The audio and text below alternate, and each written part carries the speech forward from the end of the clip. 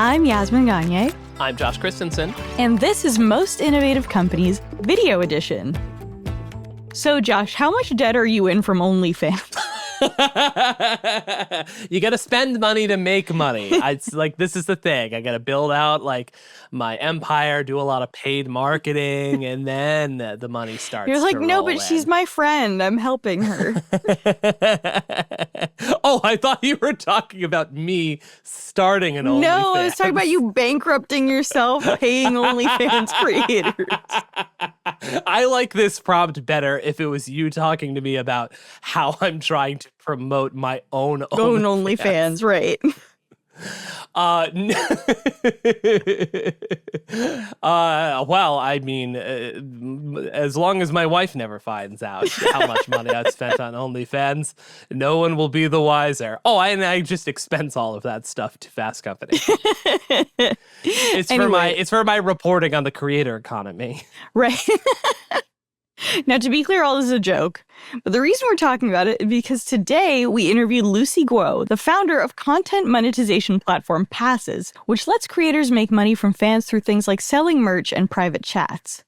The company hasn't been without controversy, and it's faced lawsuits accusing it of allowing and encouraging the distribution of illegal content like child sexual abuse materials and of engaging in unfair business practices. We should note that Guo is also the co-founder of Scale AI, which Meta bought, and that sale made her by some metrics the youngest self-made female billionaire. We spoke to Guo about why she left Scale AI in 2018 but retained a stake in the company, how she responds to those lawsuits against Passes, and why she doesn't think we're in an AI bubble. Here's that conversation. Now, let's talk about Passes. What gave you the idea to start a platform like that? You know, I heard you were kind of a big fan of Patreon beforehand. Tell me about how you decided to found this one. Yeah, so I guess over COVID, I became friends with tons of creators. And I realized how creators were able to monetize their brand in a way that like nobody else really could. I think the best example was when Kylie became a billionaire through her lipstick brand. And she didn't even have any Billionaire marketing status has plan. been disputed, but yes, she did make a ton of money. Yes, but she made a lot of money. Yeah. And like she didn't really have a marketing plan. Like her marketing plan was literally, I'm just going to drop it, right? And people are going to buy it. And that's when I realized that creators have such super fans that there's no customer acquisition cost when it comes to marketing a product, which is very unique. And then we saw these other brands pop up, like Logan Paul with Prime, and even now, like, you know, Mr. Beast with Feastables that makes up the majority of his net worth, et cetera, et cetera. So I wanted to create a platform where creators could monetize their brand, and I was actually debating whether to start off with a platform like Passes or build something like a YC Safe, where creators would be able to get equity into brand deals that they work with. Because at the end of the day, I do think that like equity is more important than upfront cash. And Yeah. I don't necessarily think Hollywood and managers understand equity yet, but it is like the way to long-term generational wealth, right? I came to the conclusion that no creators listen to us if we push on equity unless we started making them money. And the reason why creators listen to their managers is because the manager is their main source of income. So we needed to become their main source of income. And over COVID, I think it was really just like right timing. But I noticed a lot of friends were making money from Patreon, Buy Me a Coffee, et cetera. And it was a time when people craved human connection and authenticity when they were locked in. And creators are also at the same time not getting as many brand deals and not having as much to do. So I thought, okay, like perfect time for creators to really connect with their fans and offer a exclusive, authentic experience. And I wanted to create, I guess, like 360 infrastructure for them. And I saw competitors on the market like Patreon were really just focused on subscription at the time. So pitched the idea and ended up raising a round. And here we are. Who were the creators you were friends with, or who were the creators you were following and keeping track of? I became friends with like Hannah Mojo, Jake Paul's crew, like Charlie Jordan, et cetera. And I just started observing really everything within the creator economy. Now, where does the name come from? We basically looked up all 6-letter domain names or under 6 letters that weren't taken. And then Passes was the cheapest. That's really funny. Why under 6? Just for brevity's sake? Yeah, brevity's sake. So I'm curious, What did you learn from your time at Scale AI that you kind of brought to passes, whether that's things not to do again or, things that you would definitely do again? Yeah, I think the number one thing I learned is that customers matter. Like you should always have a customers first culture. So for us, our customers are creators. But at scale, when we, for example, like messed up on a contract, let's say we accidentally gave bad data, we would like send a cake, say, send flowers, send champagne, et Mm-hmm. cetera, as like an I'm sorry note, and really build that like emotional connection with that customer. So we got more chances to make it right. And I think it's the same with passes where there is like, there's always product retention, like your product needs to be good. But I do think there's an emotional retention factor because we're such a people oriented company. So we really make sure to have a close relationship with our creators and really make them feel special and offer this like white glove service.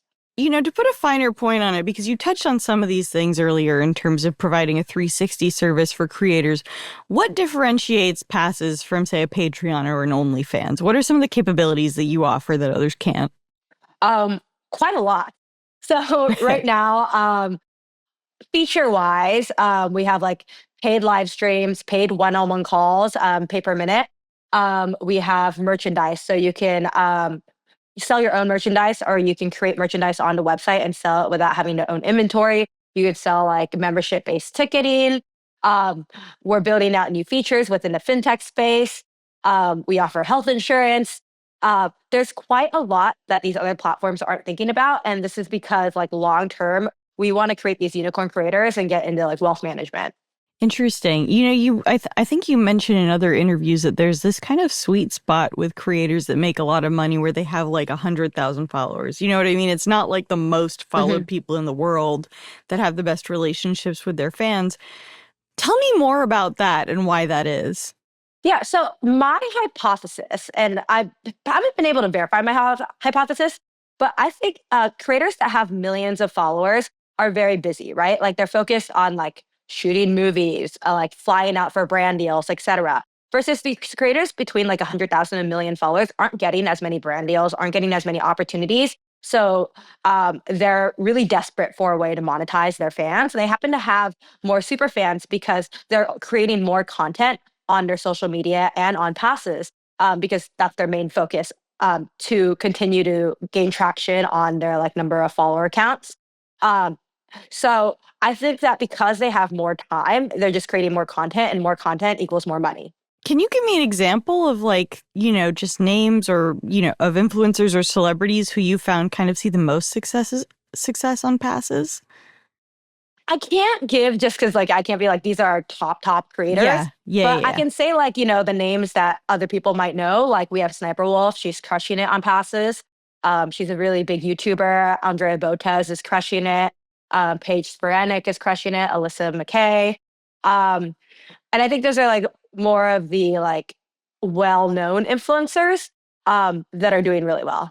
What are, say a creator is on OnlyFans or Patreon or what have you, how do you convince them to switch over to Pass? Do you have any incentives or do you just kind of pitch them? What does that look like? Yeah, so we actually don't compete with OnlyFans because OnlyFans, like they're a completely different platform. We don't allow for nudity. So when someone's on OnlyFans, we actually just tell them we're like, hey, like I get that like you no longer want to do nudes. If you switch over to passes, like you're probably not going to make any money because all your There are nudes are already people on the on internet, right? OnlyFans who do other stuff Yeah, though. for Like sure. it's, yeah. The main issue though is that even if they're doing other stuff, like let's say they're just doing selfies on OnlyFans, Yeah. I think their fan base has the hopes of getting something else, right? Like there's Hmm. like some hope that if you spend enough money, you're going to get something else. And because of that, people are willing to spend more on OnlyFans because you just know you're not going to get anything on passes. Hmm. As for Patreon, the pitch is pretty easy. Like we take less of a percentage, we have more features, so there's more ways to monetize. And we've seen creators switch over from Patreon and make like quite literally 30x more. There was a 2024 lawsuit brought on by fanfics that alleged that, passes used confidential information to post clients or, made some claims that they called misleading about creators' earnings. You know, that's obviously doesn't match up with what you just said. Like, tell me a little bit about that. Yeah, I think in general, I'm used to like, San Francisco and tech, where you're competing off of merit, and everyone's just trying to create the best product possible. I think that Hollywood is very litigious, and in the Hollywood scene, people are willing to make up lies in order to compete. And you look at like these agencies that are built in Hollywood, a lot of them actually did win off of litigation and just like winning litigation, I learned. So Hmm. what I basically learned is people are willing to just throw out lies to like as a strategy to attempt to win. There's also another controversy going on. You're currently being sued, saying that the platform knowingly distributed child sexual abuse materials. And I know you put up a pretty strong defense in other Mhm. places, but I guess for our listeners, like, you know, tell me about your response to that case. Yeah, I mean, I can tell you that like we did our own internal investigation and that the claims in the case do not match up with like evidence that we found thus far. And I think this is just another one of those scenarios where people are trying to shake us down in an attempt to get money, right? Like that case was dismissed in Florida. Have you made any changes to the platform though? I think you used to have younger creators with consent, but now it's fully 18 plus, right? Yeah. So the main thing is that like we had like a full because the idea was that like everyone should be able to monetize. Like when you look at YouTube, like a lot of people are monetizing It's a lot of as families, like yeah. trying to like exactly a lot of families. But at the end of the day, it was like a handful of creators that generated near 0% of revenue, like in GMV, like quite literally near 0%. So we're just like, okay, like this is very risky. And there's just like it's just not worth it, right? Like it's not like we were making any money either. What were some of the risks you saw? I think there are a lot of bad actors. So we can put every single thing in place, like technology wise, to try to prevent things, right? Like, and we did. We have way more protections than other platforms like Instagram, TikTok, Facebook, et cetera. And all these platforms see, I think, significantly more issues of like what you had described. Um, like we have KYC, we do a facial scan, et cetera. But at the end of the day, like a bad actor can be a bad actor. So like, a mom creating a profile for their kid. I'm curious, what are some of the biggest lessons you've learned when it came to building out trust and safety operations around creator platforms? Because as you said, I think it's been a pretty steep learning curve for a lot of companies when it comes to this stuff. Yeah, I mean, I think that you really have to think of like every edge case scenario. And at the end of the day, like it's a whack-a-mole problem. Like even with like there's going to be someone that thinks of something creative that like you didn't block off, right? But it's important that you make it a P0 in the company to fix it immediately. So I think, yeah, we just have very quick response time. So when we find an issue, like a bad actor, and this could be like money laundering, it could be like really anything. We look Hmm. at how they did it and we immediately patch it up and we post-mortem it. We think of like edge cases that are similar and we create patches for those as well. What are some of the sort of patches that you've created that are now like applied throughout the company? What does that look like? So one thing, and I mentioned the ID thing before, where now we don't only use AI, we have human in the loop. And then when someone tries to change like a profile name from what was like, their KYC profile or like approved, then another human has to approve that. On top of that, we've done a lot of ISA patches around like money laundering. So if we notice that like, large amounts are being spent on a new creator with like nothing that's uploaded, right? Hmm. That's going to flag and we block a payout from being able to be made. That makes a lot of sense. You're a really high profile founder, and uh I guess I'm curious what it's like for you when there are things like legal challenges that come up. I think now I'm very immune to it. I think I was very surprised at first because I was like, how could someone make up such lies? This is Yeah. ridiculous. Like, we literally have evidence against this. But what I've learned in lawsuits, and this blew my mind, because I was like, oh, cool. Like, for example, the fanfics one, we have data showing that like what they're claiming is not Hmm. true. I was like, can't you just download all your credit card transactions and then just Yeah. pass it along to the judge and be like, look at our credit card transactions. This is real. Um, Turns out with a lawsuit, you have to assume everything in the claim is true and try to poke legal holes in that. You can't just like hand over like, oh, here's proof it's not true. Gotcha. Which kind of blew my mind because that just makes it so easy for people to sue off of complete lies, right? Like, I just, and I think that like the hope when people do that is that the cost of a lawsuit or defending is so Is much greater that than settling. Yeah. it's greater than settling. But, and I think like this is something like I debate internally with, whereas like I refuse to Yeah. settle because I like would rather spend more and prove things are like not true. But also, like the lawyers are like, hey, like it's cheaper to settle. But it's just like the way America works is insane to me. Like, how is that even allowed? Like, why can't I just be like, oh, here's definitive proof that this is wrong on like my first response? Like, I don't understand. Yeah. You're like, I have proof. Why do you, or your perspective is, Why I can't have I use proof. it? Like, why? Yeah, Yeah. yeah. I'm curious, thinking about the future of passes, and I guess I have a couple questions, which is it has a really high valuation. You've raised a lot of money. How do you think about the company down the road in terms of an potential exit? You know what I mean? Is this a company that you want to go public? Is this a company that you think is ripe for an acquisition? What does that look like? And don't tell me you haven't thought about it, because that is a big pet peeve of mine when I talk to founders. I mean, I generally think that any founder, like if a founder pitched me a seed company and told me, oh, like, here's my plan for exit, I want to get acquired, I don't invest because I think every founder should shoot for the moon, which is going public. Gotcha. Because if you're not shooting for the moon, you're not going to, like, there's no shot you're going to make a unicorn. So, like, the answer is go public. That makes a lot of sense.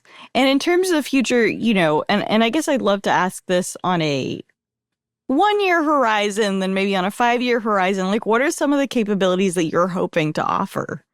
So I think the main thing that I'm really interested in is being able to be the wealth management in a fintech because like we've already paid out creators like 9 million or 9 figures. Sorry, not 9 million. We paid out creators 9 figures and every time we pay out to their bank account, we actually have to pay a fee.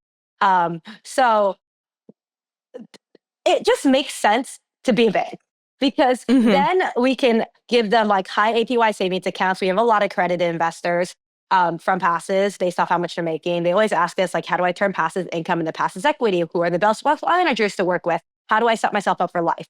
And this is all stuff that I feel like we should just be able to do. So I am excited for like that future because ideally in the future, at some point, we're generating billions of dollars a year for creators.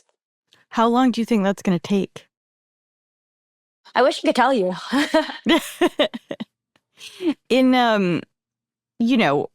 I'm also curious, like, how fast you see passes growing. You know what I mean? Do you think there's a ceiling for the amount of creators that are going to join? Do you think we're only going to see more creators in the future? What does that look like? I think the creator economy is growing and we are going to see more creators in the future just because trends follow kids, right? And when you talk to kids nowadays, they all want to be a creator. Yeah. And because of that, that means that we're going to be seeing a lot more creators, especially in a range where like we monetize well, which I would say is, in the 100,000 followers range.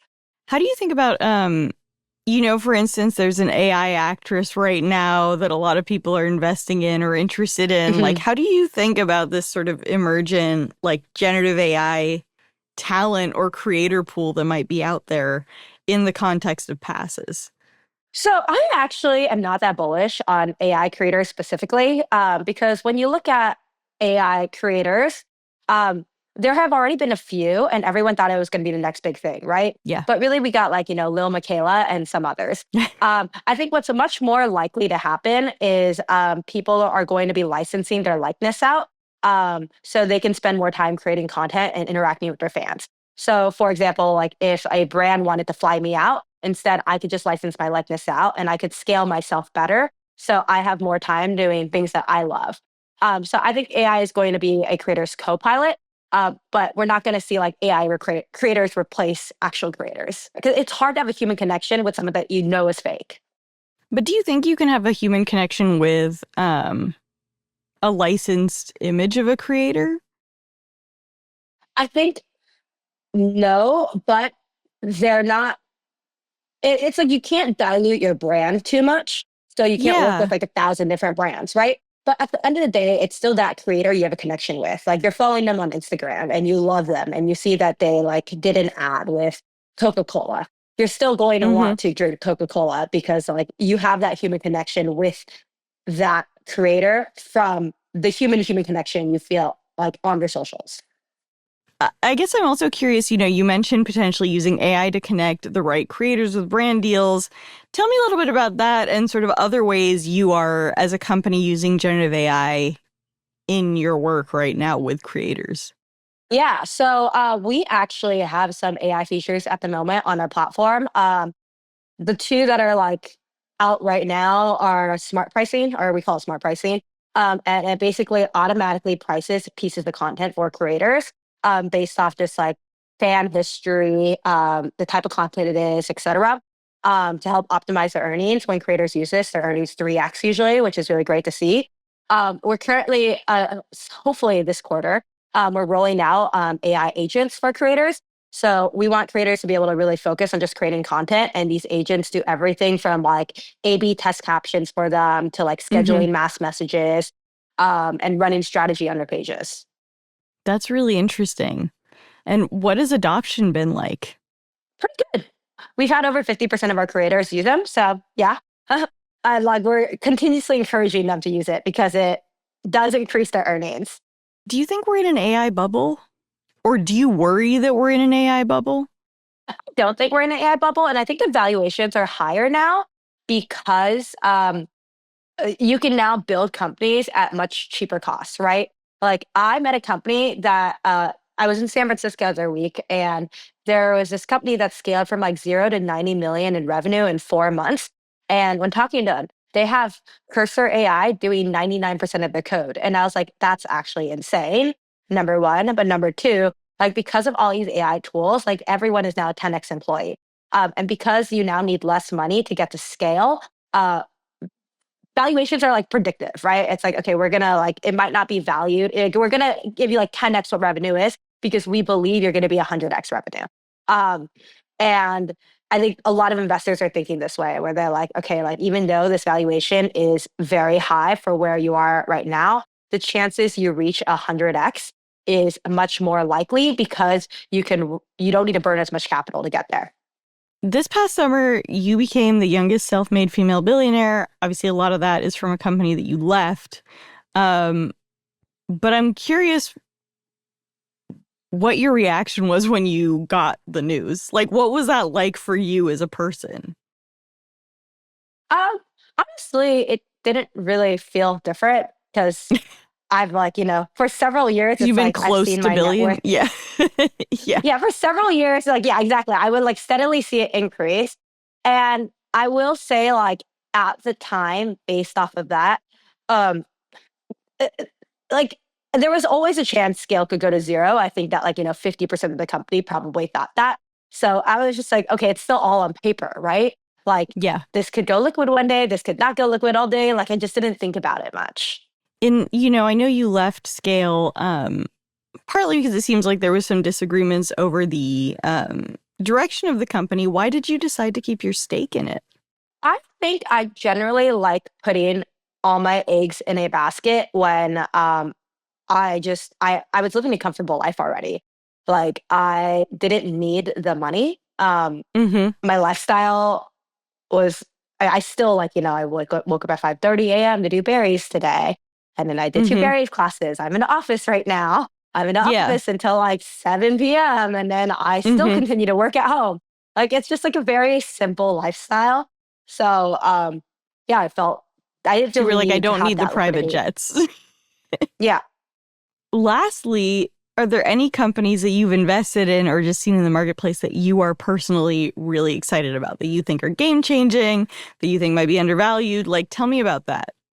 Yeah, I mean, I recently did two investments. One is called Sarin AI. It is an AI security system. They actually use LiDAR sensors all around your house. Mm-hmm. This was founded by Kevin Hartz, who founded Eventbrite. So, like, obviously, I'm excited by that because it is a like founder with experience, and it is a product that I personally need. Um, because I'm spending way too much on security. So I was like, give me AI security. And then the other one is an investment I don't think I would have ever made. When they first asked me to invest, I actually said no. Mhm. It's like a party full competitor. And I don't really believe in that space. But the product was just so good. Like it blew my mind. It's like 1000x better than like every competitor on the market. And I do a lot of events. So when I use it, I was like, holy crap, like just let me into this round. I'm just gonna take a risk. And I put in enough that even though if the like exit is lower, I should still make a pretty good return. That makes a lot of sense. Well, this was great, Lucy. Thank you so much for taking the time to come on the show. Yeah, thank you for having me.